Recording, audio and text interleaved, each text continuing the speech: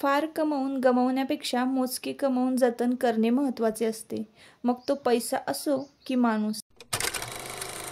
Hello, नमस्कार. मी सुप्रिया. नवीन एका व्लॉगमध्ये आपलं मनापासून स्वागत करते. तुम्हाला आजचा दिवस सुखाचा, आनंदी आणि आरोग्यदायी जाओ. तुम्ही जी काही स्वप्न पाहिली असतील ती सगळी स्वप्न तुमची पूर्ण होत. शुभ दुपार सर्वांना. एवढं ऊन पडलंय ना आमच्याकडे, तर बघा आत्ता वाजलेले आहेत दुपारचे 3:30. आजचा वार आहे बुधवार. तर बुधवार आणि गुरुवार या 2 दिवसाचा व्हिडिओ तुम्हाला मिळून येत आहे. ब्लॉग मम्मी बुडी नको, बुडी नको, बुडी प्लीज प्लीज बुडी नको सांगितलं नको बुडी. त्रास अगं ते आती तू बाहेर पण त्याच्या बाहेर आमचे बाळने मांगसा अरे हो रे हीच आमचे प्रार्थना हीच आमचे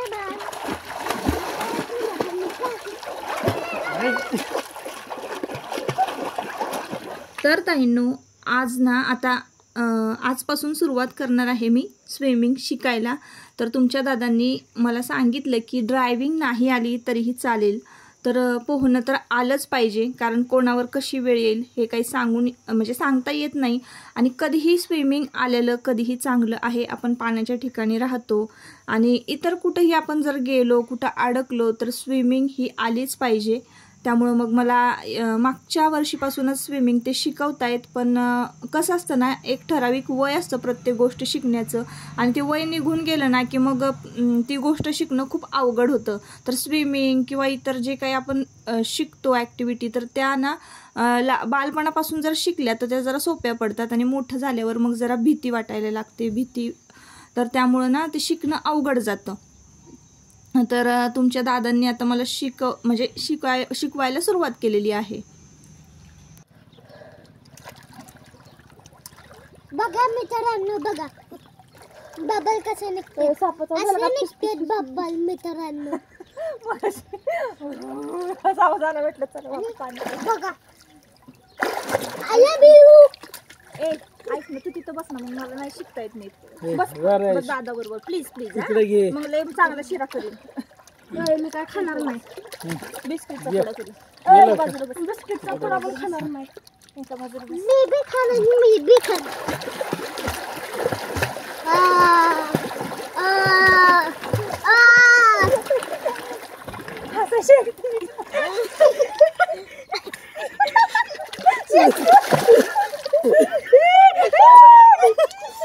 अरे नाले दिसते.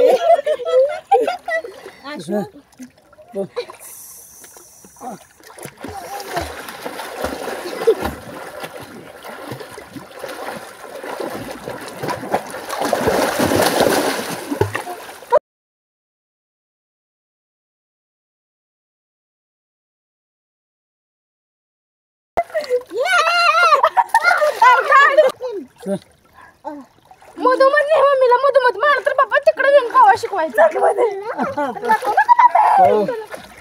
आज सोडून दिला ना सर, खाली जाणार तू मशीन वर.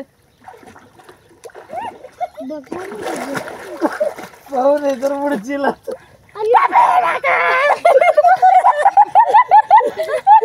पाहू नाही तर पुढची.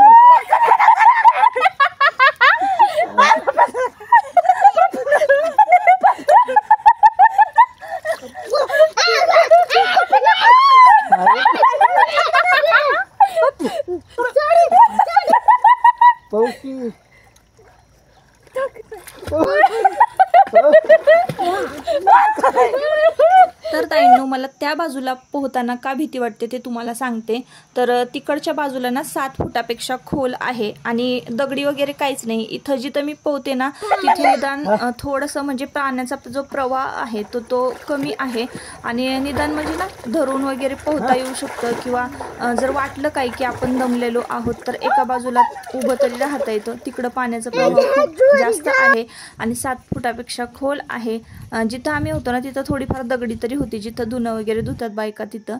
तर तुम्हाला सांगते मी की का मी पोहायला शिकते आणि मुलांना का शिकवलेलं आहे. तर आमच्याकडे कसं आता वाहता कॅनल आहे, तुम्हाला वरून पाणी शांत दिसत असेल, पण तितकं हे पाणी शांत नसतं. मला तरी खूप वाटायचं की काय हे पाणी स्विमिंग टँकसारखंच तर आहे किंवा असं, पण नाही. जेव्हा मी पाण्यात उतरले ना, तेव्हा मला कळालं की ह्या पाण्याला किती स्पीड असतं, किती प्रवाह असतो.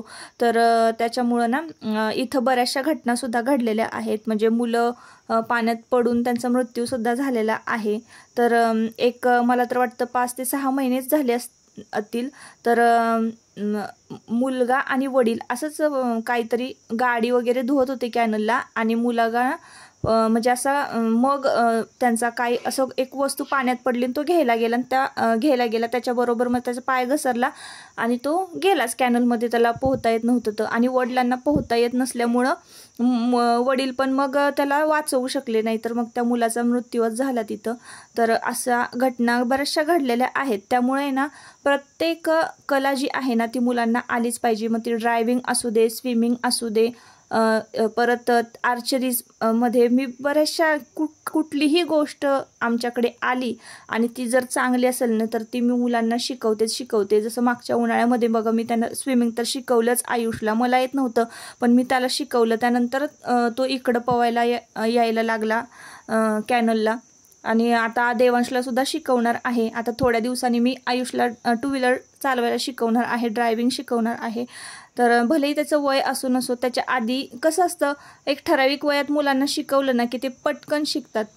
आता आपलं कसं, माझं कसं, लहानपणी जर स्विमिंग मला शिकवलं असतं तर आलं असतं. आत्ता काही गोष्टी शिकणं जरा अवघड जातं. आता त्यातला त्यात नवरा हौशी आहे, त्यामुळं सगळ्या गोष्टी चालतात. नाहीतर इकडं आहे ना, आमच्याकडं कोणीही बायका ज्या आहेत ना कॅनलमध्ये उतरत नाहीत. आणि म्हणजे माझ्या नवऱ्याला आवडतं, त्यामुळं ते मला व्यवस्थित शिकवतात सगळ्या गोष्टी. तर असं असतं, जर नवरा हौशी असेल ना तर प्रत्येक गोष्ट घरातल्या स्त्रीला शिकायला मिळते, आणि आवडीने शिकवणारा असला पाहिजे. तर असं आहे. त्याच्यामुळं मग मी तर नशीबच मानते की मला प्रत्येक गोष्ट जर शिकायची असेल ना, कुठलीही गोष्ट असू दे, तर त्या गोष्टीला नाही कधीच म्हणत नाहीत तुमचे दादा. त्या बाबतीत मी भाग्यवान आहे. तर असो, आता ह्या सगळ्या गोष्टी झाल्या. तर कुठलंही शिक्षण घेण्यासाठी वयाचं हे बंधन नसतंच मुळी. तर त्यामुळं ना लोकांना थोड्या ह्या गोष्टी समजवणं जरा अवघड जातं. तर असो, तुम्हाला जर काही शिकायचं असेल किंवा तुम्हाला तुमचे छंद जोपासायचे असतील तर तुम्ही आवर्जून जोपासा. तर पोहून आल्यानंतर सांगू का, इतकी एनर्जी आपली कमी येते ना की एकदम दमल्यासारखं होतं. कारण तो व्यायामच आहे, हात पाय मारणे, तर हा व्यायामच आहे. तर दमून जातं. घरी आल्यानंतर थोड्या वेळ ना जरा केस वगैरे सुकवले, छान आंघोळ वगैरे केली आणि फ्रेश झाले. त्यानंतर घरातली आवराआवर सगळा पसारा वगैरे आवरला, दिवाबत्ती केली, तुळशीला दिवा लावला, आणि संध्याकाळची तयारी चाललेली आहे. तर इथं मी तुम्हाला बटाटे वडे तळताना दिसत असतील. तर बटाटे वडे एका बाजूला ना फोडणीचा भात घातलेला आहे, म्हणजे वाटाण्याचा भात आणि बटाटे वडे असा बेत होता आज संध्याकाळचा. आणि तुमचे दादा बाहेर जेवायला जाणार होते. तर मग आजी, बाबा, मी आणि आयुष. तर देवांशला तर दूध कालाच लागतो, तर त्याला भाकरी टाकली होती.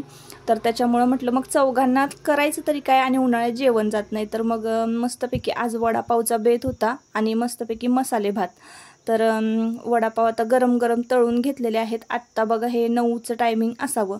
तर गरम गरम आत्ता वडापाव तळलेले आहेत. आता इथून पुढे मी काही शूटिंग घेणार नाही आहे. मस्तपैकी गरम गरम वडापाव खाणार आहे आणि सगळं आवरून झोपणार आहे. आता इथून पुढचा व्लॉग जो आहे ना तो मी सकाळी शूट करणार आहे. तर व्लॉग कंटिन्यू करा. हॅलो, नमस्कार, मी सुप्रिया. नवीन एका ब्लॉगमध्ये आपलं मनापासून स्वागत करते. तुम्हाला आजचा दिवस सुखाचा, आनंदी आणि आरोग्यदायी जाऊ. तुम्ही जी काही स्वप्न पाहिली असतील ती सगळी स्वप्न तुमची पूर्ण होत. त्याचबरोबर शुभ सकाळ सर्वांना. सकाळची वेळ आहे आणि आत्ता वाजलेल्या आहेत सकाळचे 6. कोंबडा कोकवण्याचा आवाज तुम्हाला येत असेल. चिमण्यांचा, पाखरांचा किलबिलाट चाललेला आहे आणि जो तो आपापल्या कामाला निघालेला आहे. गुलाब बघा किती छान फुललेले आहेत. तर ना ते बुरशीवरचं जे औषध आहे ना त्याची फवारणी केल्यापासून आहे ना फुलं झाडं जी आहेत ना ती अगदी टवटवीत झालेली आहेत. तर असो, आज आहे गुरुवार आणि आज आहे महावीर जयंती. तर नुकत्याच मुलांच्या परीक्षा झाल्या, म्हणजे आयुषची परीक्षा झाली आणि आता सुट्टी आहे आज. तर मग काय करणार आहे, आज कॅनलला ना संपूर्ण जे काय आपलं हंतरून पांघरून जे असतं तर ते आज धुवायला जाणार आहे. तर इकडे बघा मी काढून ठेवलेले आहेत. सकाळी सकाळी उठले, आत्ता 6 वाजलेले आहेत. पटकन हंतरून पांघरून जे आहे ते काढलं आणि आता आपल्याला ते ना भिजत घालायला जायचं आहे. काय होतं ना, इतकी गर्दी असते ना, आणि आज तर सुट्टी आहे ना, तर इतकी गर्दी असणार आहे. आमची शनिवारी यात्रा आहे आणि यात्रेमुळे इकडची लोक काय करतात, संपूर्ण घराची स्वच्छता करतात, हंतरुणं पांघरुणं धुवून ठेवतात. कारण आता मे महिना गेल्यानंतर पावसाळाच लागतो, जूनमध्ये पेरण्या वगैरे चालू होतात. मग माणसांना वेळच मिळत नाही हे हंतरुणं पांघरुणं धुण्यासाठी, घरातली स्वच्छता करण्यासाठी. तर मग आत्ता भरपूर गर्दी आहे. जो तो ना हंतरुणं पांघरुणं आत्ताच स्वच्छ करून ठेवतो यात्रेच्या आधी. हनुमान जयंतीला आमची ना ताजी यात्रा असते आणि त्याच्या दुसऱ्या दिवशी शिडी यात्रा असते. तर आता मी आज ठरवले की चला हे हंतरुणं पांघरुणं जे आहेत ना ते स्वच्छ करायचे. तर 4 डबलचे रग आहेत आणि 3 छोटे छोटे रग आहेत. आता माझ्या जोडीला तर कोणीच नाही आहे, आयुष आहे. तर आयुषच आता मला मदत करणार आहे. आता मी काय करते, अजून तरी काय अंघोळ वगैरे झालेली नाही कारण आपण तिकडे गेल्यानंतर भिजणारच आहोत. तर चहा ठेवलेला आहे. इकडे दोघंही झोपलेले आहेत. रोज माझ्याबरोबर ना तो 5:30 वाजता उठत होता पाठांतर करण्यासाठी. तर म्हणून मग मी त्याला आज काही लवकर उठवलं नाही. तर आता चहा ठेवलेला आहे. तर मी तुम्हाला माहिती एक सांगते मी तुम्हाला की कधीही मी पारुशी किचनमध्ये येत नाही. आंघोळ झाल्यानंतर मी किचनमध्ये येते आणि मग अन्नपूर्णेची पूजा करते. असं दिवसाचं रुटीन असतं, ते मी रोजच तुमच्याबरोबर शेअर करते. पण आज मात्र पारुशी आहे तर आज ना चहा घेते गरमागरम, जरा म्हणजे घशाला पण बरं वाटेल आणि मग कामाला सुरुवात करूया. तर आजचा हा जो व्लॉग आहे ना मी तुमच्याबरोबर आजच शेअर करणार आहे. काल मस्तपैकी वडापाव खाल्ले, तळून वगैरे झाले मस्त वडापाव. आणि कट्टा बघा, किचन कट्टा मस्त छान असं स्वच्छ चकचकीत करून ठेवलेला होता. इकडनं तुम्हाला दिसत असणार आहे संपूर्ण. तर माठ फक्त तेवढा जो आहे ना तो भिजवायचा राहिलेला आहे, कोरडं होतं ना कापड. असो, तर आता चहा घेते आणि मग आपण जाऊया. तर गुरांच्या घंट्यांचा आवाज, हंबरण्याचा आवाज, सकाळी सकाळी पाखरांची किलबिल, कोंबडा कोको, एवढं भारी वातावरण असतं ना. अशा वातावरणामध्ये खरंच खूप छान वाटतं, म्हणून लवकर उठावं माणसानं. तर घरातले सगळे मंडळी जे आहेत ना झोपलेली आहेत. हातपाय तोंड धुतले आणि मी किचनमध्ये आले. तर आंघोळ नाही केलेली. आता भिजणार आहोत आपण सगळे रग जे आहेत ते धुताना. आता मशीनमध्ये ना रग धुतले असते, पण मशीनमध्ये ना पाहिजे असे निघत नाही. आणि एकदा दोनदा मी धुतलं होतं तर सगळा जो मळ असतो ना तो लगदामध्येच येऊन बसतो रगाच्या. आणि मग काढल्यानंतर कळतं की अजिबात जे रग आहेत ना ते स्वच्छ निघालेले नाही आहेत. तर असं होतं. म्हणून मग कॅनलला पाणी आलं ना तर वर्षातनं 2दा का होईना मला असं वाटतं की मोकळ्या पाण्यामध्ये हंतरुणं पांघरुणं छान स्वच्छ धुवून काढावी. जसं आपण एक एक कापड छान स्वच्छ मोकळ्या पाण्यामध्ये धुवून काढतो ना, तसं मशीनमध्ये स्वच्छ असा कुठलंच कापड निघत नाही. रोजचे कपडे हा ठीक आहे, तर रोजचे कपडे आपण धुतो कारण तेवढे मळालेले नसतात, एकच दिवस आपण घालतो. पण हंतरुणं पांघरुणं मात्र ना स्वच्छ निघाली पाहिजेत. तर सकाळी सकाळी ना इकडे चहा केला, काळा चहा, आणि पोटाला काहीतरी भर पाहिजे म्हणून मग रात्री वडापाव केले होते, त्यातला पाव राहिलेला होता ना शिल्लक, तोच मी खाल्लेला आहे. छान त्याला साई मलाई लावली ना, मला असं मलाई लावून पाव चहाबरोबर खायला भारी वाटतं, आवडतो. बटर लावण्यापेक्षा ना आपली दुधावरची साई जी असते ना ती लावायची. तर असो, आता आमच्याकडचं वातावरण सकाळ सकाळची लोक बघा इकडं शेणपाणी काढणं, धारा काढणं असे सगळ्यांची कामं चालू असतात. य तू पण आली वाकडा धुवायला. ये हसकू हसकू, नको नको नको येऊ बसली बघ खाली. बघ बसली कशी आपली वाट बघत. बस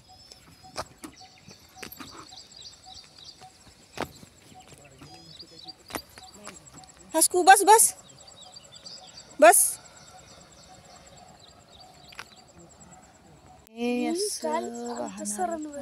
हसकू हसकू खाली नको येऊ, नको नको नको हसकू, नको येऊ खाली, नको येऊ खायला नाही आणलं. तिकडं गेल्यावर देते. नको येऊ खाली, वर जा वर जा.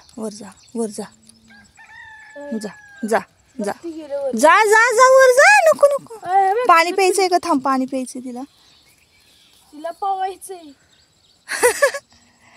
ते बाई गेलं मम्मीच्या बाग. हसकू नको उतरू, गार लागतंय सकाळी. अरे गार लागतंय सकाळी सकाळी हसकू. पाणी प्यायचंय का? ये इथं पे इथं. ये ये ये. हां हां पी. हां तहान लागली होती रे तिला.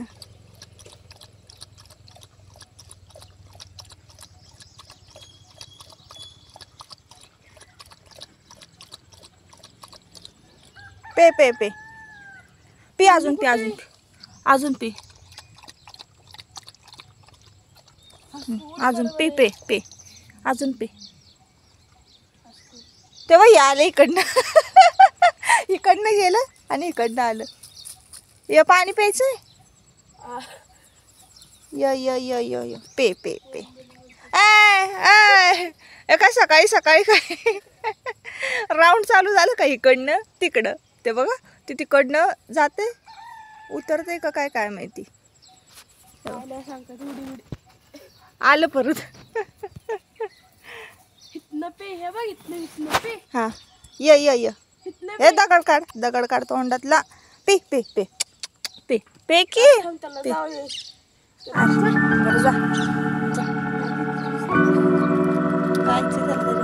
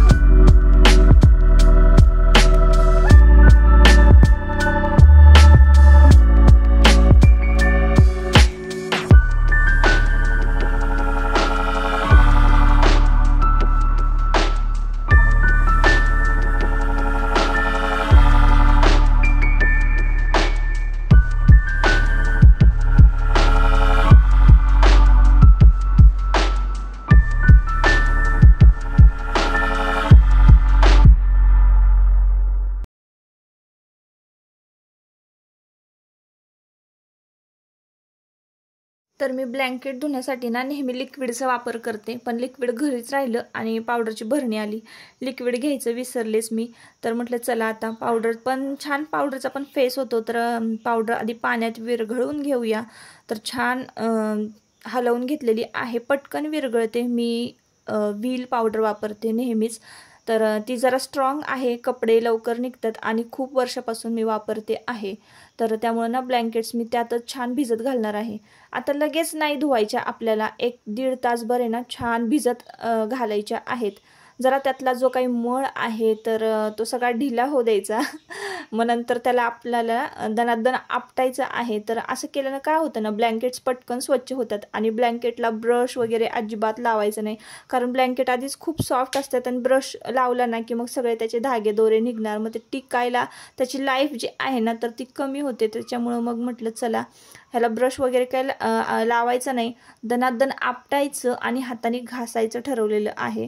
तर म्हटलं चला आधी ना हे ब्लँकेट्स भिजून परत घरी जाऊया आणि घरी गेल्यानंतर ना मग पीठ वगैरे मळायचं, भाजी करणार आहे, एखादी चपात्या लाटणार आहे, कारण तुमचे दादा ना आत्ता जिमला गेलेले आहेत आणि 8 वाजेपर्यंत ते घरी येतात. तर मग आल्या आल्या त्यांना तर जेवण लागतं, तुम्हाला माहिती आहे रोज 10चं टायमिंग आहे त्यांचं जेवणाचं. 10 वाजता एकदा त्यांना जेवायला दिलं नाही की परत मग दिवसभर अजिबात म्हणजे काळजी नाही कसली, परत ते खायला मागतही नाहीत. संध्याकाळी मग चहा घेतला तर घेणार, नाही तर मग रात्रीच जेवणार असं असतं.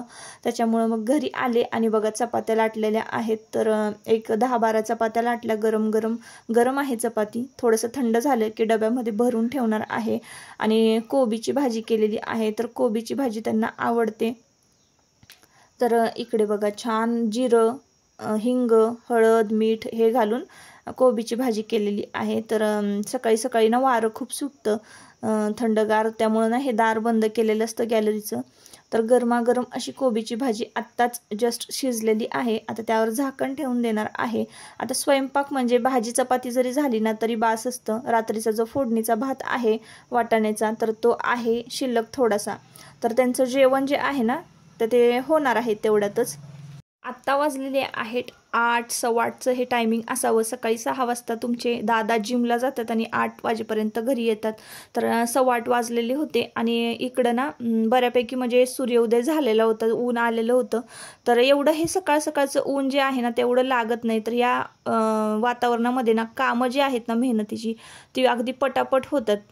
तर इकडं पोहायला सुद्धा मुलं आलेली आहेत. आयुषसुद्धा पोहत आहे आणि छोटे छोटे जे ब्लँकेट आहे ना ते मी आधी धुवून घेणार आहे मस्तपैकी. छान बघा हे अशा पद्धतीनं ना जे मऊ मऊ ब्लँकेट आहेत ना ते घासून घ्यायचे. आता हे ना 1-1.5 तास झालं छान भिजलेले आहेत पावडरच्या पाण्यामध्ये. त्यामुळं ना फक्त दनादन याला आपटलं की नाही आणि छान हाताने घासलं की नाही तर ब्रश लावायची अजिबात गरज नाही किंवा सगळा जो मळ आहे ना त्यातला तो सगळा निघून जातो. आणि मग मोकळ्या पाण्यामध्ये असं ब्लँकेट सोडायचं आणि छान मागे पुढे करून हलवायचं, सगळं इसळायचं पाण्यामध्ये ना. तर सगळा जो काही मळ आहे ना तो सगळा वाहून जातो आणि छान एकदम मस्त स्वच्छ निघतं ब्लँकेट. म्हणूनच मी मोकळ्या पाण्यामध्ये ना नेहमी ब्लँकेट किंवा असे काही कपडे जे आहे ना ते मला मोकळ्या पाण्यामध्ये धुवायला आवडतात. मोकळ्या पाण्यामध्ये जे आपण ब्लँकेट किंवा घरातले जे कपडे धुतो ना खूप स्वच्छ निघतात ताईंनो आणि कमी मेहनतीमध्ये निघतात. आता हेच ब्लँकेट जर तुम्ही नळाखाली किंवा कुठं पाईपीखाली जर धुवायला गेलात ना, असं पाईप असते त्याच्याखाली, अजिबात निघणार नाहीत व्यवस्थित आणि धुतल्यासारखे सुद्धा वाटणार नाहीत. तर एकदा मोकळ्या पाण्यातनं ही रग जर काढलेत ना मग वर्षभराची चिंताच मिटली.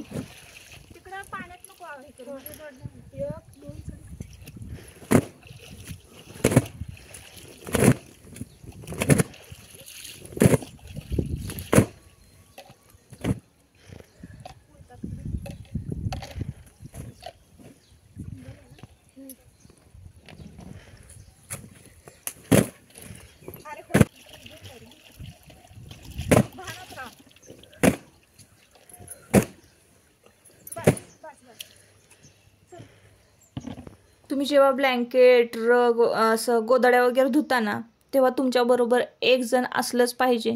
आता हे नाही येत त्यामुळं मी आयुष माझ्याबरोबर होता. आयुष म्हणाला ज्या दिवशी तुला धुवायचं असेल ना त्या दिवशी फक्त मम्मी मला लवकर उठव, कारण मुलं मोठी झाली ना की चांगल्या हाताशी येतात, मग बऱ्यापैकी चांगली कामं करतात. तर तसंच आयुष ना माझ्या कष्टाची जाण ठेवतो, कधी कधी मला खूप मदत करतो. पण तरीसुद्धा बघा मी त्यांना आदनमधनं ओरडत असते. तर असंच असतं बघा आई मुलाचं नातं. तर असो, मध्ये थोडंसं ब्लँकेट जास्त मळलेलं होतं ना तर ते मी कसा घासून घेतलं आणि त्याला स्पेशली पोहायला आवडतं ना म्हणून तो आज माझ्याबरोबर आलेला आहे. नाही तर मग तो आला नसता. अजिबात दुसरं काम एखादं सांगितलं असतं ना नसतं केलं त्यानं. तर त्याला पोहायला आवडतं म्हणून आलेला आहे. आणि आता इकडे बघा मोकळ्या पाण्यामध्ये ना हे सगळे ब्लँकेट एकदम मस्त चकाचक धुवून झालेले आहेत. सगळा मळ जो आहे ना तो वाहून गेलेला आहे पाण्यामध्ये. आणि आता हे इकडे नितळत ठेवायची. आता मी घरी निघालेले आहे. का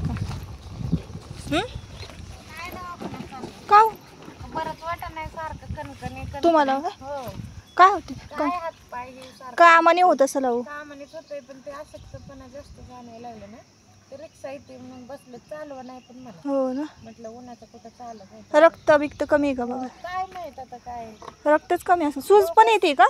सूज नाही येत असं मुंग्या येतात हात. होय का? पण डोकं जास्त दुखतंय. होय. हे हाडं ठणकतात का? हो लय. हो ना. लय पूर्ण हे जाम झालंय. रक्त पण कमी असेल. टाइम टू टाइम खाता का नाही? खायला तर आपल्या कामाला वेळ भेटेल तसं खायचं टाइम टू टाइम. हो चला. हो. पाण्याची बाटली बिटली न्यायची. हो हाय ते खाली जाणार. हो ना. तर आजूबाजूला राहणारी जी लोक आहेत शेजार पाजारची ती ओळखीची आहेत ना. मग असं काही थोडंफार जर त्यांचं सुख दुःख असेल ना तर ते सांगतात बोलतात. तर खरं तर अशीच माणसं आजूबाजूला असायला हवीत. तर आत्ता घरी आलेले आहे आणि तुम्हाला तिकडं पलीकडं मी ब्लँकेट्स दाखवते वाळत घातलेले आहेत. तर 3 ब्लँकेट जे आहेत ते तिथं वाळत घातलेले आहेत. आता सगळे वस्तीवरची जी लोक आहेत ना कॅनलला जेवढी ब्लँकेट वाकळा ज्या धुतात ना तर ती सगळी लोकांना इथंच वाळत घालतात. म्हणजे नवीन जे पूल बांधलेला आहे तो पलीकडचा पूल हा अलीकडचा पूल. तर पुलाचं जे काही बांधकाम केलेलं आहे ना त्याच्यावरच आम्ही सगळे जे आहे म्हणजे वस्तीवरची जी सगळी लोक तर तिथंच आम्ही गोदड्या ब्लँकेट सगळं वाळवत असतो. तर घरी आल्यानंतर आंघोळ वगैरे केली. स्वच्छ रग धुवून झालेले आहेत. मस्त छान वाळत सुद्धा घातले. तर आजच्या व्हिडिओचा शेवट आता इथेच करते. परत आता पुन्हा भेटूया नवीन एका ब्लॉगमध्ये. तोपर्यंत स्वतःची काळजी घ्या आणि मजेत राहा. ऊन भरपूर आहे. ही सगळं कामं जी आहेत ना, म्हणजे वाकळा धुणं वगैरे किंवा अशी कष्टाची जी कामं आहेत ना, ती सकाळी सकाळी आटोपली ना की खूप बरं वाटतं. तर 10च्या आधी सगळी कामं झालेली आहेत. आजच्या व्हिडिओचा शेवट करूया इथंच. तर चला, बाय बाय.